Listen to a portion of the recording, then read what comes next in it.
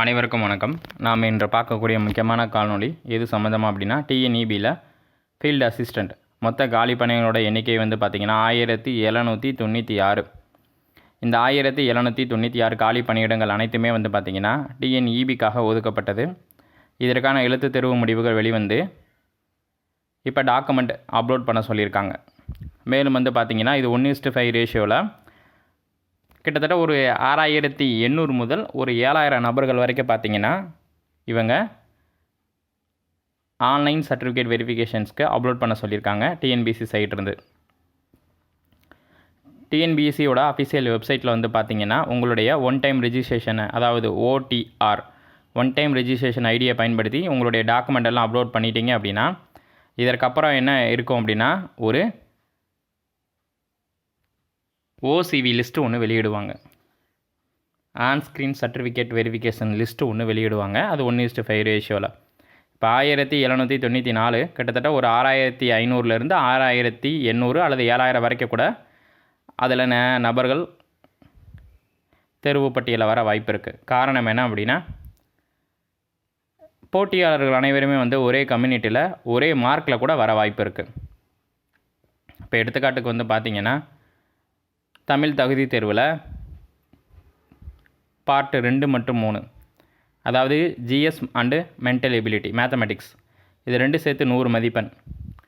அதில் எவ்வளோ மதிப்பெண் எடுத்திருக்காங்களோ அந்த மதிப்பெண்ணையும் செகண்ட் பேப்பரோட, அதாவது வயர்மேன் மற்றும் எலக்ட்ரிஷியனோட அந்த மெயின் ஸ்கோரிங் பேப்பரில் எவ்வளோ மதிப்பெண் எடுத்ததையும் ரெண்டையும் டேலி பண்ணி கம்யூனிட்டி ரிசர்வேஷன் அடிப்படையில் 1:5 ரேஷியோவில் அவங்க கூப்பிடுவாங்க.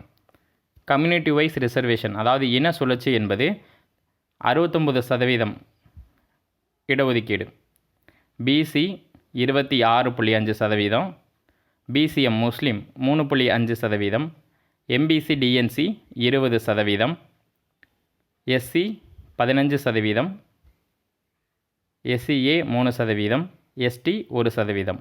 ஆக மொத்தம் 69% இடஒதுக்கீடை பயன்படுத்தி தான் 1:5 ரேஷியோவில் ஒரு 6800க்குள்ளே அல்லது 7000க்குள்ளே தகுதி வாய்ந்த போட்டியான நபர்கள் டாக்குமெண்ட் வெரிஃபிகேஷன்ஸ் அப்லோட் பண்ண சொல்லியிருக்காங்க. இதற்கப்புறம் என்ன நடக்கும் அப்படின்னா, டிஎன்பிசியோட அஃபிஷியல் வெப்சைட்டில் கிட்டத்தட்ட வித்தின் ஒரு 4 டேஸ்க்கு அப்புறம், அதாவது மே 1 அல்லது அதுக்கப்புறமா பார்த்திங்கன்னா மே 5க்கு அப்புறம் உங்களுக்கு பார்த்திங்கன்னா ஒரு ப்ரொஃபஷனல் லிஸ்ட்டு ரெடி ஆகும்.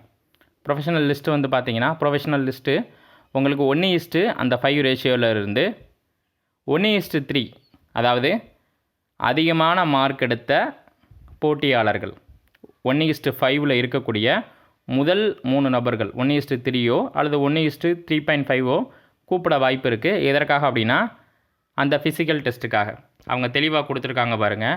Candidate shall present themselves the venue of the physical test with the memorandum for the physical test download the commission website www.tnbc.gov.in. அவங்க என்ன சொல்லியிருக்காங்க அப்படின்னா, நீங்கள் இந்த எக்ஸாம்ஸ்க்கு அப்ளை பண்ணும்போது நீங்கள் உங்களுக்கு ஃபிசிக்கல் டெஸ்ட்டு 12 மாவட்டத்தில் எந்த மாவட்டத்தில் நடத்தணும்னு சொல்லி நீங்கள் சூஸ் பண்ணியிருக்கீங்க. அதற்கான அந்த அறிவிப்பு ஆணை அப்படின்றத, அந்த மெமோ அப்படின்றது டிஎன்பிசியோட வெப்சைட்டில் உங்களுக்கு அப்டேட் பண்ணுவாங்க. இது எப்படி உங்களுக்கு அது தெரிய வரும், நான் எப்படி சார் தெரிஞ்சுக்கிறது, எங்களுக்கு என்றைக்கு ஃபிசிக்கல் டெஸ்ட்டுன்றதை நான் எப்படி தெரிஞ்சுக்கிறது அப்படின்னா, டிஎன்பிசியோட வெப்சைட்டில் அவங்க அஃபிஷியலாக அப்டேட் பண்ணுவாங்க. ப்ளஸ் பார்த்திங்கன்னா ப்ரெஸ் ரிலீஸ் கொடுப்பாங்க, அதாவது பத்திரிகை செய்திகள் கொடுப்பாங்க. இந்த மாதிரி ஃபீல்டு அசிஸ்டண்ட்டுக்கான உடல் தகுதி தேர்வுகள் அறிவிக்கப்படுகிறதுக்கு இந்த நாள்லேருந்து இந்த நாட்கள் 12 மாவட்டத்தில் நடக்க போகுது அப்படின்னு சொல்லி உங்களுக்கு இன்டிமேட் பண்ணுவாங்க. அதுக்கப்புறம் பார்த்திங்கன்னா நீங்கள் உங்களோட ஒன் டைம் ஐடியில் கொடுத்த ஃபோன் நம்பர் இருக்குது பாருங்கள், அதுக்கு மெசேஜ் வரும். ப்ளஸ் பார்த்திங்கன்னா மெயில் ஐடிக்கு ஒரு அலர்ட் மெசேஜ் வரும். மெயில் ஐடிக்கு இந்த மாதிரி உங்களுக்கு ஹால் டிக்கெட் டவுன்லோட் பண்ணிக்கோங்க ஃபிசிக்கல் டெஸ்ட்டுக்கு அப்படின்னு சொல்லி வரும். அது 1:3 ரேஷியோலையோ 1:3.5 ரேஷியோலையோ உங்களுக்கு வர வாய்ப்பு இருக்குது. இந்த ஃபிசிக்கல் டெஸ்ட்டுக்காக ஆண் போட்டியாளர்களும் பெண் போட்டியாளர்களுக்கும் 8 நிமிடத்திற்குள்ளே, அதாவது 30 அடி இருக்கிற அந்த போஸ்ட்டில் அவங்க கொடுக்கக்கூடிய அந்த டாஸ்க்கு 3 பேஸ் அதை கனெக்ட் பண்ணணும்.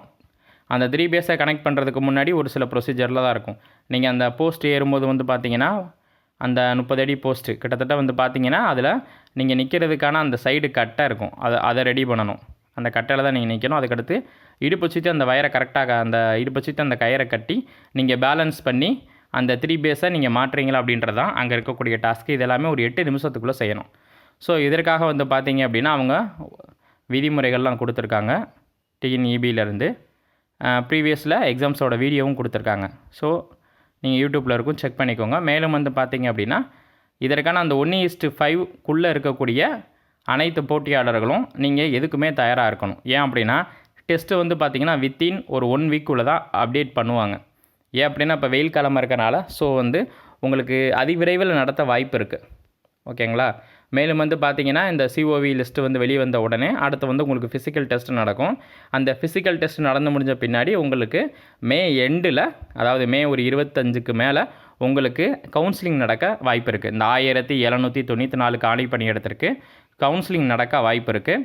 அதுக்கப்புறம் வந்து பார்த்திங்கன்னா அன்றே மறுபடியும் ஒரு ஃபிசிக்கல் டாக்குமெண்ட் வெரிஃபிகேஷன்ஸ் முடிச்சுட்டு உங்களுக்கு அப்பாயின்மெண்ட் ஆர்டர் இஷ்யூ பண்ணிடுவாங்க. மேலே வந்து பார்த்திங்கன்னா இதில் அவங்க கொடுக்கக்கூடிய ஒரு முக்கியமான செய்தி, இந்த ஃபிசிக்கல் டெஸ்ட்டுக்கு நம்ம அட்டன் பண்ணும்போது என்னென்ன டாக்குமெண்ட் நம்ம கையில் கொண்டு போகணும் அப்படின்றதே நம்ம தேர்வர்களுக்கு கட்டாயமாக தெரிவிக்க வேண்டியது நம்மளுடைய கடமை. அதில் வந்து பார்த்திங்கன்னா உங்களுடைய அடையாள அட்டை, தனிநபர் அடையாள அட்டை, அதாவது ஆதார் கார்டு அல்லது passport, driving licence, permanent account number, அதாவது என்னென்னா வேறு ஒன்றும் கிடையாது, பான் கார்டுன்னு சொல்லுவாங்கள்ல, PAN, permanent account number, PAN card அப்படின்னு சொல்லுவாங்க, ஓட்டர் ஐடி, ஏதாவது ஒரு ID proof, candidate shall bring 2 passport size photos. இதுதான் ரொம்ப முக்கியமாக நம்ம கருத்தாக சொல்ல வேண்டியது. நீங்கள் எல்லா ஒரிஜினல் சர்டிஃபிகேட்டும் கொண்டு வரணும், ப்ளஸ் ஏதாவது ஒரு அடையாள அட்டையை கொண்டு வரணும். எல்லாமே ஒரிஜினல். ப்ளஸ் வந்து பார்த்தீங்கன்னா 2 செட்டு ஜெராக்ஸ் கையில் வச்சுக்கோங்க. கேட்டாங்கன்னா கொடுங்க.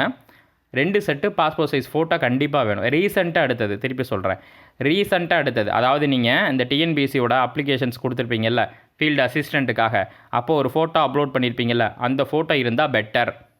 ஓகேங்களா. அந்த ஃபோட்டோ இருந்தால் பெட்டர். அந்த ஃபோட்டோவை நீங்கள் 2 கையில் வச்சுக்கோங்க. Candidate does not appear the physical test on the schedule of the date and time. The candidate will not give the future chance. அதாவது அனதர் சான்ஸ் உங்களுக்கு கொடுக்க மாட்டாங்க. உங்களுக்கு கொடுக்கக்கூடிய அந்த ஃபிசிக்கல் டெஸ்ட்டுக்கான டேட் அண்ட் டைத்தில் மட்டும்தான் நீங்கள் அங்கே அப்பியர் ஆகணும். நீங்கள் லேட்டாக வந்துட்டாலோ அல்லது அதுக்கு உங்களால் அதை அட்டன் பண்ண முடியலனாலும் இன்னொரு சான்ஸ் என்பது உங்களுக்கு தர மாட்டாங்க அப்படின்னு தெளிவாக சொல்லியிருக்காங்க. ஓகேங்களா. நீங்கள் கொஞ்சம் லேட்டாக வந்தாலும் உங்களை அலோவ் பண்ண மாட்டோன்ற மாதிரி சொல்லியிருக்காங்க. புரியுதுங்களா. அதாவது நீங்கள் இந்த ஃபிசிக்கல் டெஸ்ட்டில் அட்டன் பண்ணுறது ஒரு முக்கியமான ஸ்டேஜே தவிர அது அப்பாயின்மெண்ட் ஆர்டருக்கான ஒரு டெஸ்ட்டு கிடையாது. அவங்க தெளிவாக குறிப்பிட்டிருக்காங்க பாருங்கள். The participation of or clear in the physical test will not imply that is candidate has been fully concerned for the next stage of selection. அவங்க என்ன சொல்லியிருக்காங்கன்னா, இந்த டாஸ்க்கை நீங்கள் ஃபிசிக்கல் டெஸ்ட்டை கம்ப்ளீட் பண்ணால் தான் அடுத்து உங்களை 1:2 கவுன்சிலிங்க்கு கூப்பிடுவாங்க. இது ஒரு ஸ்டேஜ் தான். ஓகேங்களா. இதுக்காக அப்பாயின்மெண்ட் ஆர்டரை வந்து தர மாட்டாங்க. அவங்க தெளிவாக இது வந்து ஒரு நெக்ஸ்ட்டு ஸ்டேஜ்.